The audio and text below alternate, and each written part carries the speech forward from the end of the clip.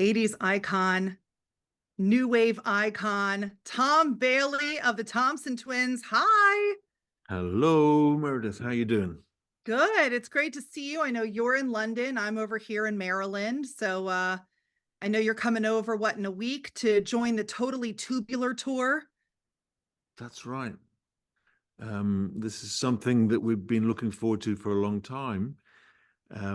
Because of COVID and everything, the touring schedule meant that it's taken way too long to get back to the States for us. But finally, this opportunity came up, and when I saw that it was essentially a chance to double headline with Thomas Dolby, who's an old friend, I thought, yeah, this is the one. Let's do this. I mean, this is an amazing opportunity. What a treat for us. I'll be at the Anthem show in DC, so I'll come back and say hi to you there. But what an amazing opportunity for people over here. You're talking about like the ultimate 80s show. You have you and Thomas Dolby and the Plimsolls and Modern English, Men Without Hats, Bow Wow Wow, Wang, Chung. The Romantics were supposed to join. They had to bow out because they had something else going on.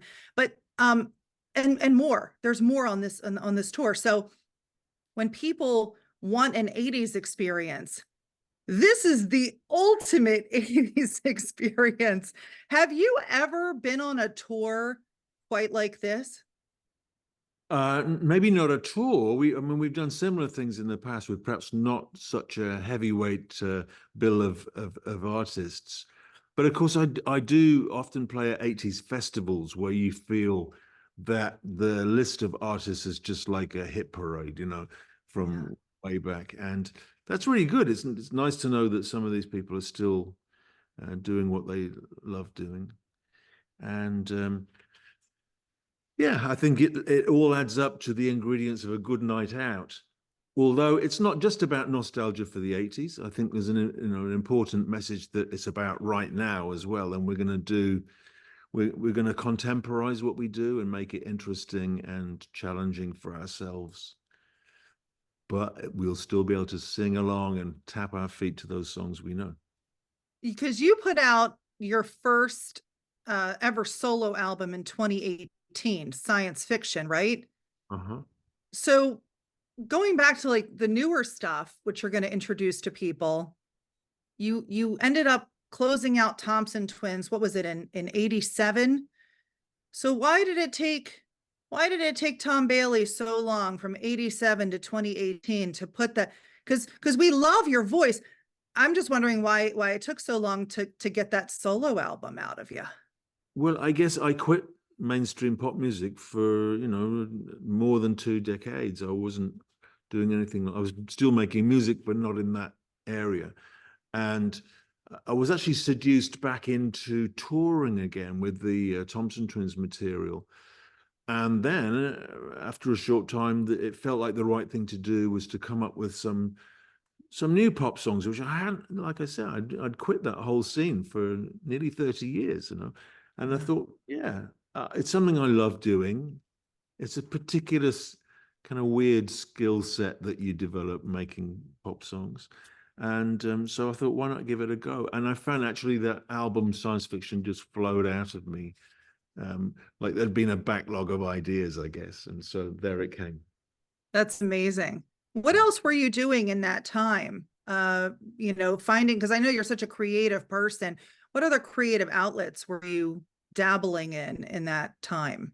Well, I mean, too many to mention, really. I still do a lot of music, but it's not a kind of it's not intended to be mainstream chart-bound music, So, for example, I make electronic dub music. I make North Indian fusion music.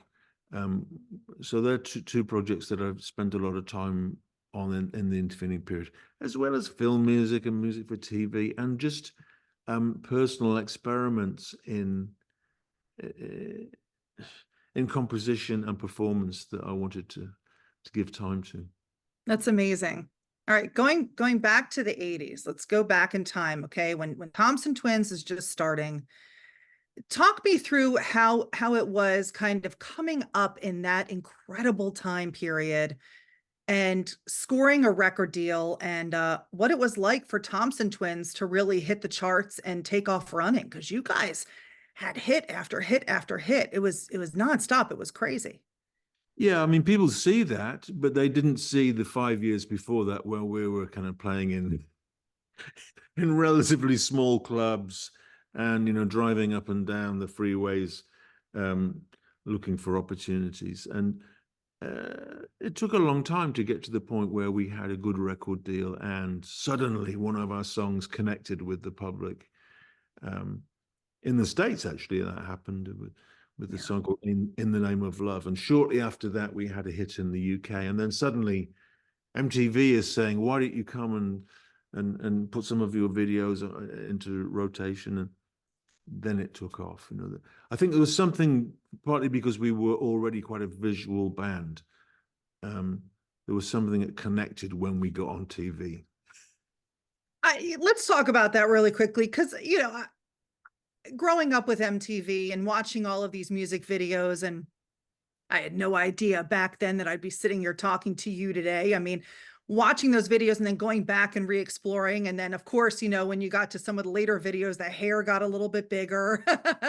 but Thompson Twins had a very unique um artistic video style. Alana's always like, with the big, drumsticks and banging, and it's just your style and everything.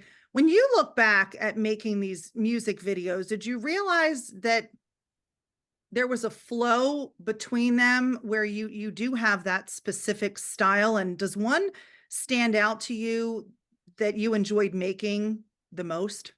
Well, I think the early days of video was very exciting for us, you know.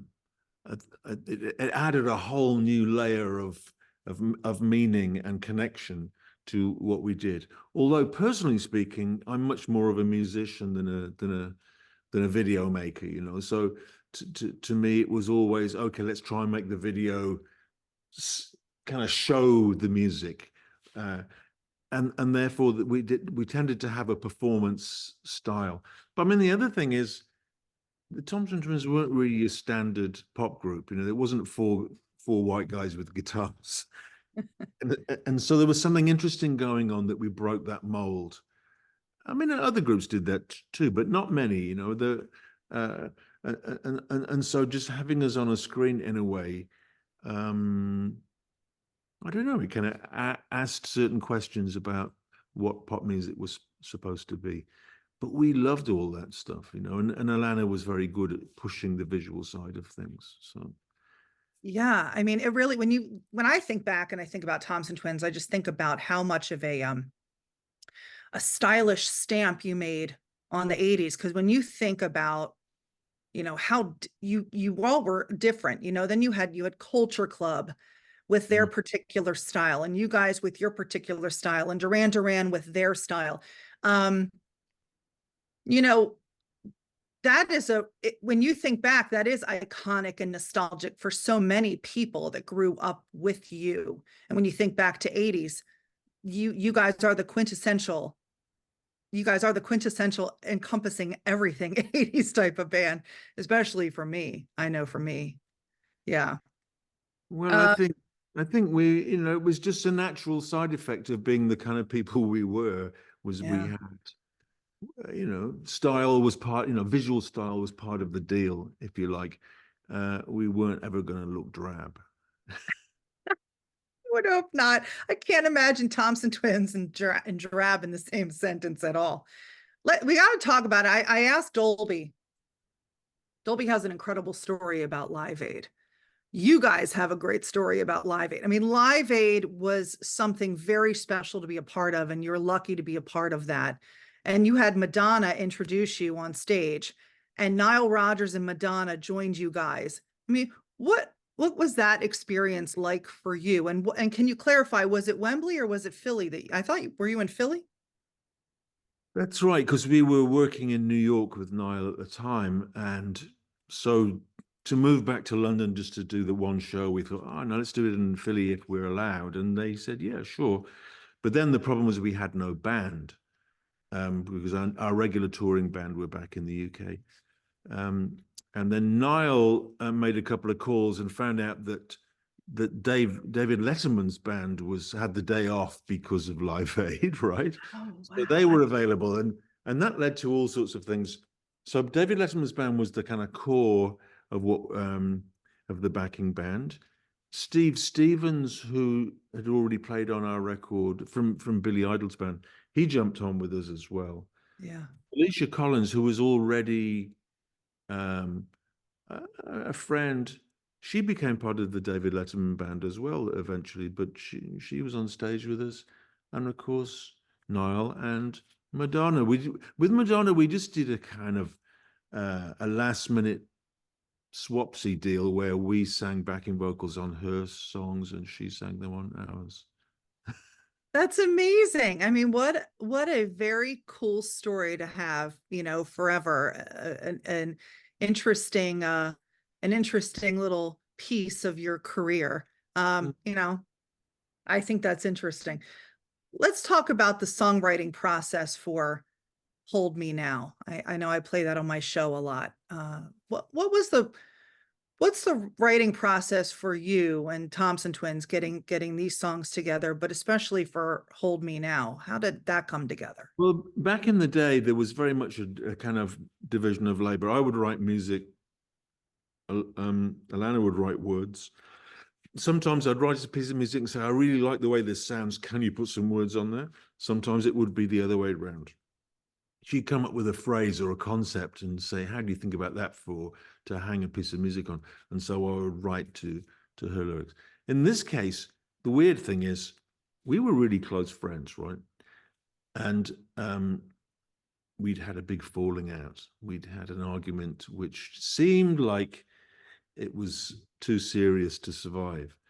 And yet we did. We decided to kind of kiss and make friends and put the problem to one side and carry on with what was a very, very exciting and rewarding kind of collaboration, I guess. We enjoyed working together as well as being friends and lovers or whatever.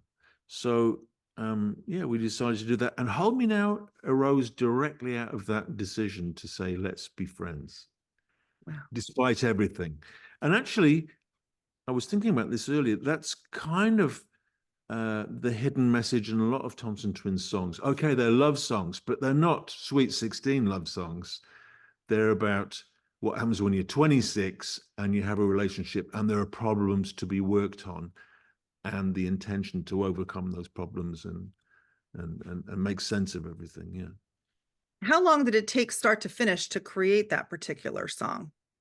I think we had it substantially organized within a couple of hours and probably 2 days to, adjust the details and put the shine on it.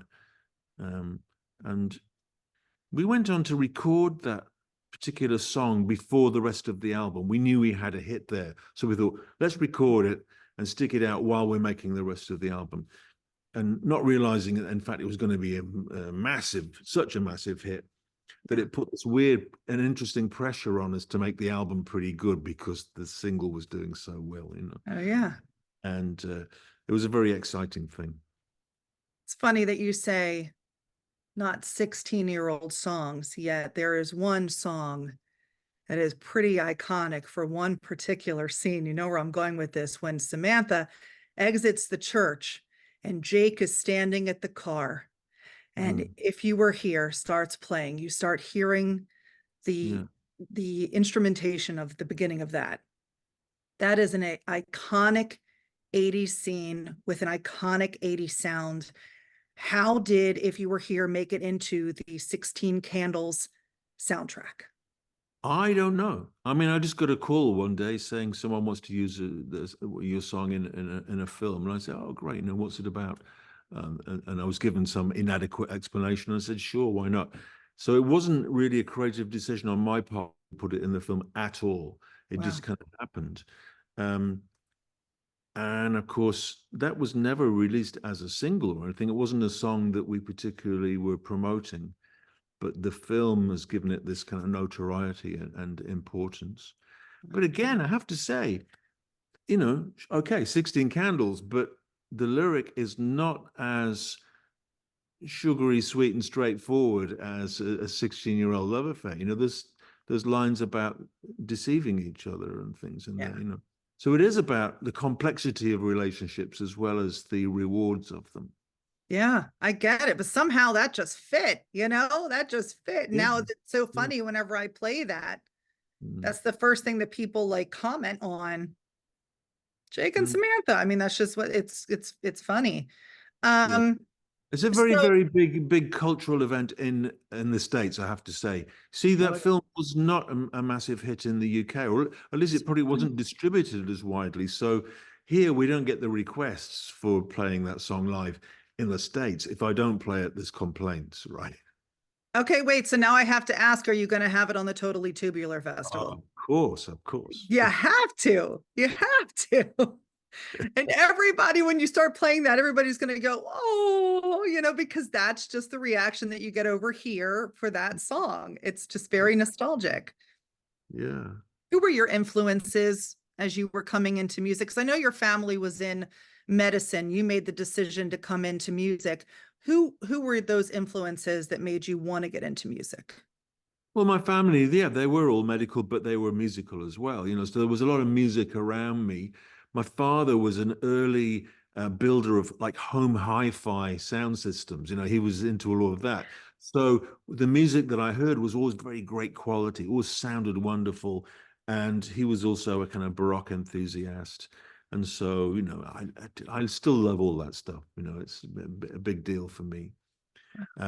But of course, and to be honest, because I had a kind of classical training as a child, I was a little bit snobbish about pop music, and I thought it was beneath my dignity to listen. And then one day I heard the interesting kind of experimental phase of the Beatles when they got psychedelic and started doing things like Magical Mystery Tour, and I was instantly hooked by the fact that it was no longer just a kind of formulaic, straightforward thing. That there were all sorts of um, experiments in the construction of pop music that redefined it and said, okay, it's open to all sorts of change now.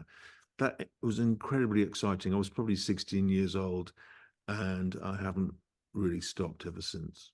Mm, wow. Well, do you look back now and think that, I know who you were influenced now by, but do you look back and think when the Thompson twins really hit that peak, that you were paving the way for new artists to come on and maybe have a unique creativity and a different side to them that maybe they wouldn't have explored until they saw you? Well, I mean, one is always aware that one thing leads to another, but I don't think we consciously thought, you know, we're paving the way for other people to do great things here. That's not how you kind of figure things out, I guess. Although it seems obvious now that some people are consciously relating to the 80s sound, Mhm. the way of making the records and the kind of instrumentation that we used. Um, and also in the writing and construction of some songs, because it was a little bit of a golden era of new songwriting. So many great songs from that time, Oh and yeah. um, and great sounds as well. So yeah, I understand why it became something worth paying attention to. Mm. And interestingly, in the 90s, everyone hated the 80s, but that's the way it works, right? And then 10 years after that, they're all going, "Ooh, the 80s And was it great." comes back around. I mean, for me, I've always loved it. It's never left. Yeah. I've had a love, I have had a love and a connection since day one. So yeah. Um, what can we expect seeing Tom Bailey on stage, doing Thompson Twins and doing your solo stuff? What can people expect who get tickets to the Totally Tubular Festival and watching you? Well, one thing I like to point out is that my band, apart from being um, all female, which is an interesting thing, Yeah, I saw that. um, they're also some of them young enough to have not been born when the songs were originally released. Wow. So for them, it's not a nostalgia trip at all. You know, they're looking at it as music. They bring their fresh perspectives to make it as great as possible. And that kind of makes it lively, and it's a kind of now proposition rather than a wasn't it great 40 years ago proposition. So we balance those two feelings. And that's what you should expect, you know, which is a kind of contemporized performance of something that's very, very familiar, but with a few surprises hidden in there. Amazing. Oh my goodness. All right. I always wrap up the interview asking everybody the same question. Oh. I would like to know, what is Tom Bailey's goosey moment? And when I mean that, when I say that, it's when the goosebumps go up and down on your arms during a moment in your career or your life, and you go, wow, I can't believe that just happened to me, or this is amazing. And Thomas Dolby's was good, and it involved Stevie Wonder. So make it a good one, Tom Bailey. Well, this is not about anyone in particular, but and this is a weird thing, but if I play Wendy Carlos's version of the third movement of the Fifth Brandenburg Concerto, I always feel the hairs on my arms standing up. So, and she, of course, was a leader in the use of synthesizers in music. And so she's one of the people that led the way for all of us. And I would encourage anyone with an interest in that to listen to it. I'll have to listen because I love the feeling of getting the goosies, because that's the best feeling ever. Yeah. And there's no other one in your career looking back, just a moment, you know. I know we talked about Live Aid, but maybe like some other moment that just you're really glad that happened in your career. Well, almost on a daily basis. Yes. I love what I do. I love what I do, and I'm really happy and really privileged, and it's important to recognize that. You know, it's not something that happens to everyone. I'm so fortunate, and when I walk on stage, I don't do it with any sense of, oh, here we go again. You know, it's a very special occasion every time, and like I say, I'm so fortunate. It's a wonderful thing. Oh my gosh, I love that. Tom Bailey of the Thompson Twins, thank you so much. And we will check you out on the Totally Tubular Festival this summer. Make sure that you get his solo album from 2018, Science Fiction. And I can't wait to meet you and give you a hug and say hello.